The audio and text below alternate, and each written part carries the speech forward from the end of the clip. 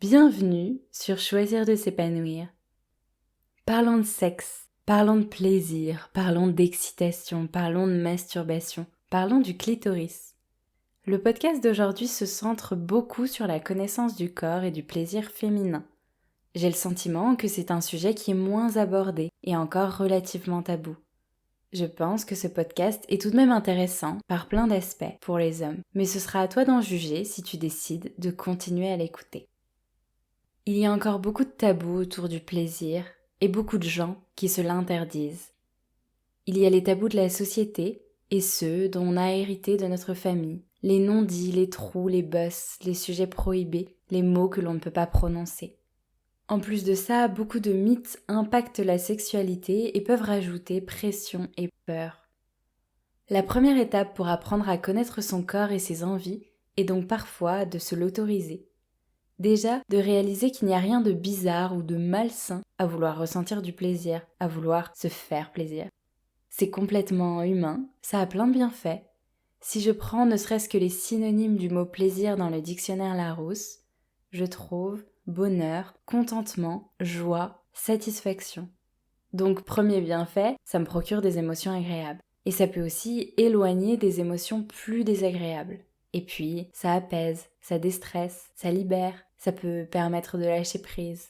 Se donner du plaisir, ne serait-ce que chercher à s'en donner, prendre le temps de le faire, c'est prendre soin de soi et c'est un geste d'amour de soi. C'est donner de l'importance à son rapport à soi-même. Maintenant qu'on a vu quelques bienfaits, il ne reste plus qu'à se l'autoriser. Je m'autorise à ressentir du plaisir. Je m'autorise à aller explorer ce qui me procure de l'excitation et de la jouissance. Certaines femmes ont l'impression de ne pas ressentir l'envie de toucher leur corps, de se masturber. La plupart du temps, c'est parce qu'elles ne s'autorisent pas à avoir ce genre de pensée et d'envie. Une chose qui peut être aidante, c'est d'aller s'intéresser au fonctionnement du corps et donc d'aller voir un peu de théorie et notamment des schémas. Moi, j'ai longtemps pensé que le sexe, c'était complètement inné et instinctif, que tout viendrait facilement et naturellement en essayant. Ce n'est pas entièrement faux, mais on est quand même loin de la vérité.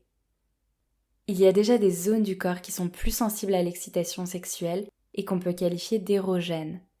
On pense tout de suite au sexe, mais c'est notamment aussi le cas des mamelons qui ne sont pas forcément utilisés, ou encore du cou. Pour une femme, il y a un organe complètement dédié au plaisir qui n'a que cette fonction-là qui s'appelle le clitoris. Et je sais que tu as peut-être lu ou entendu que certaines femmes sont clitoridiennes et d'autres vaginales, mais ce n'est pas vrai. Toutes les femmes sont clitoridiennes. Le clitoris est impliqué dans tous les orgasmes féminins. Le clitoris a une petite partie visible extérieurement composée du gland du clitoris et de son capuchon et des ramifications internes. La plus grande partie du clitoris est interne. Ce sont les corps spongieux et les corps caverneux situés de part et d'autre du vagin. La partie interne du clitoris peut être stimulée, massée par la verge pendant la pénétration. Donc même si le gland de ton clitoris, la partie visible, n'a pas été stimulée, ton clitoris joue quand même un rôle dans ton orgasme. On ne peut donc pas opposer l'orgasme clitoridien et un orgasme uniquement vaginal, puisque même si l'orgasme survient pendant la pénétration, le clitoris est quand même impliqué. Il n'y a pas un orgasme, mais des orgasmes qui procurent des sensations variées, ont des intensités et des durées différentes. Mais tous les orgasmes sont liés au clitoris. Le clitoris est un organe encore plus sensible que la verge de l'homme, puisqu'il possède 8000 fibres nerveuses contre 5000 pour la verge. Je trouve ça assez chouette de regarder des schémas pour mieux comprendre la partie théorique que l'on n'a pas forcément appris à l'école. D'ailleurs, dans la majorité des manuels scolaires, le clitoris n'est pas du tout représenté sur les schémas des organes génitaux. Il y a une pétition pour que le clitoris soit présent dans les manuels scolaires, je te la mets en barre d'infos. Je te mets également quelques liens qui renvoient à des schémas du clitoris, dont un en 3D. Assez logiquement, on ne peut pas rêver toutes ces informations. Si on ne t'avait jamais expliqué que la jonction entre ton mollet et ton pied s'appelait une cheville, tu ne le saurais toujours pas. Après avoir vu les schémas, je t'encourage à aller voir et même contempler ton sexe dans le miroir et à regarder comment il est fait. Sachant qu'il y a autant de vulves différentes que de visages différents. Pas besoin de comparer aux photos des magazines souvent photoshopées et pas du tout représentatives de la diversité vulvaire. Ensuite, tu peux partir à la découverte de ce qui t'excite. La théorie me semble vraiment intéressante, mais ce qui est certain, c'est que la pratique, c'est primordial. Tu peux déjà partir de tes pensées et voir quelles pensées peuvent te procurer des tressaillements, quelles autres sont neutres, voire carrément repoussantes. Dans la continuité de la vidéo précédente que je te mets dans le i, il y a une notion d'ouverture d'esprit et d'acceptation de ce qui vient et de ce qui t'excite. Parfois on se bloque parce qu'on sent qu'on est excité par telle ou telle chose, mais on a le sentiment que notre morale, nos valeurs, nos principes nous l'interdisent. Ensuite, tu peux commencer à explorer ton corps et aller découvrir ce qui te plaît à toi.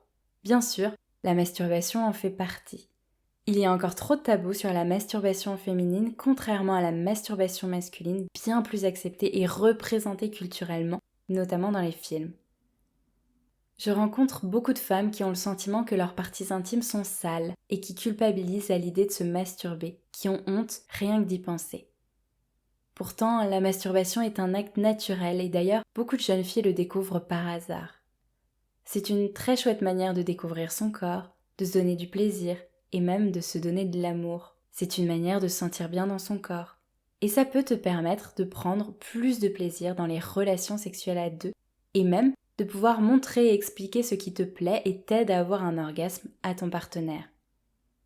Certaines femmes ont d'ailleurs utilisé la masturbation pour se réapproprier leur corps après une agression sexuelle. Je pense qu'on pourrait vraiment remplacer la honte et la culpabilité par la joie et la fierté de se masturber, de se prendre ce temps pour soi, de s'offrir ce plaisir comme un cadeau, de créer et de vivre sa propre sexualité.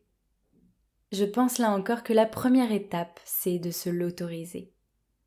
Et puis après, prendre le temps d'aller explorer son corps, sans forcément vouloir tout de suite atteindre l'orgasme.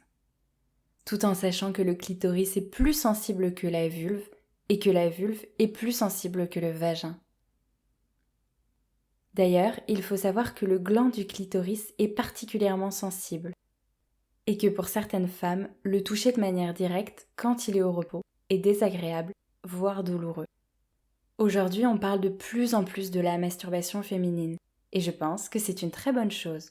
Ça aidera grandement à ramener une égalité entre les sexes. Mais je ne souhaite pas qu'on tombe dans l'excès inverse. Il n'y a aucune obligation à la masturbation. Peut-être que ça ne t'intéresse pas et que c'est quelque chose que tu ne souhaites pas tenter, ou que tu as essayé plusieurs fois et que tu n'as pas envie de renouveler l'expérience. Et c'est évidemment ok. Dans tous les cas, quand je parle de partir à la découverte de son corps, je pense au corps dans sa globalité.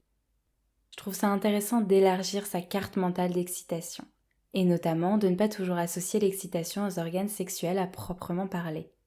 Pour ça, tu peux tester la sensorialité de tes 5 sens. Tu peux notamment explorer un sens à la fois en essayant de faire abstraction des autres.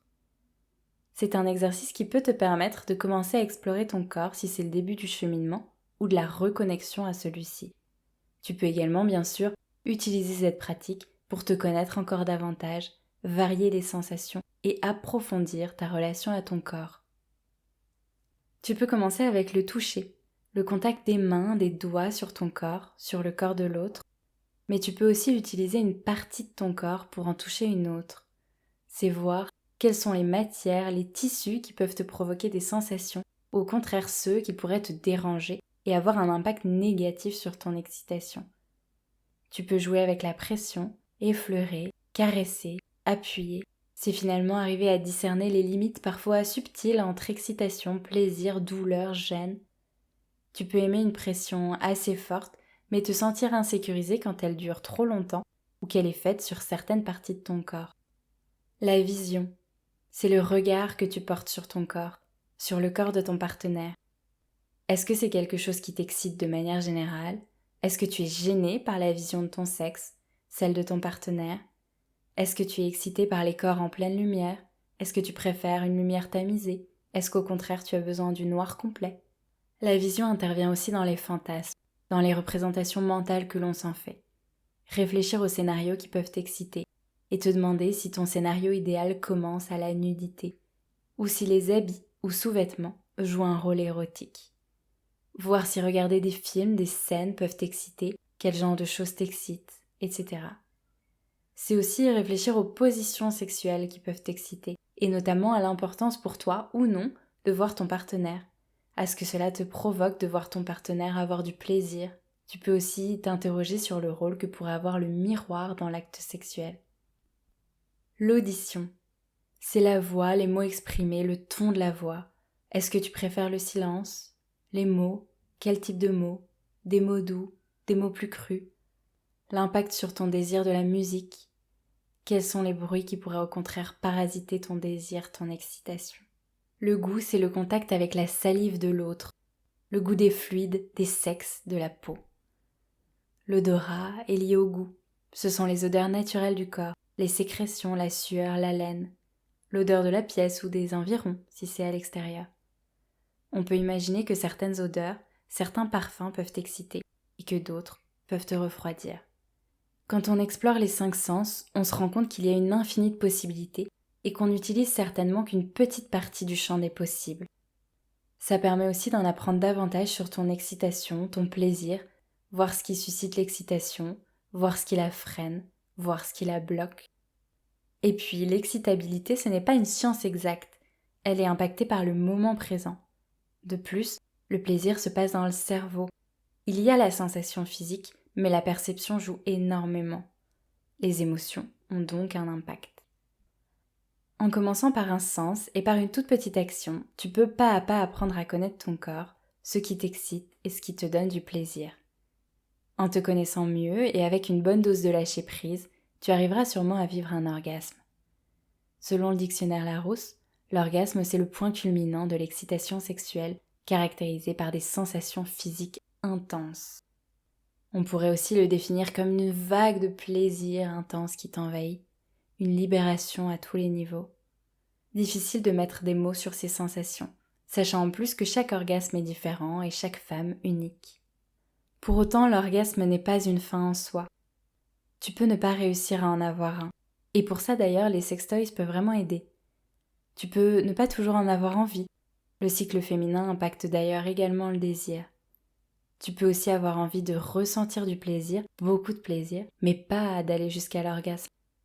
Tu peux aussi te toucher pour d'autres raisons, pour aider à diminuer une douleur, pour t'aider à t'endormir, à te déstresser. Il n'y a pas de règles, pas de normalité, pas de fréquence sexuelle parfaite, pas de pratique incontournable, pas d'anatomie sexuelle idéale, pas d'épilation obligatoire.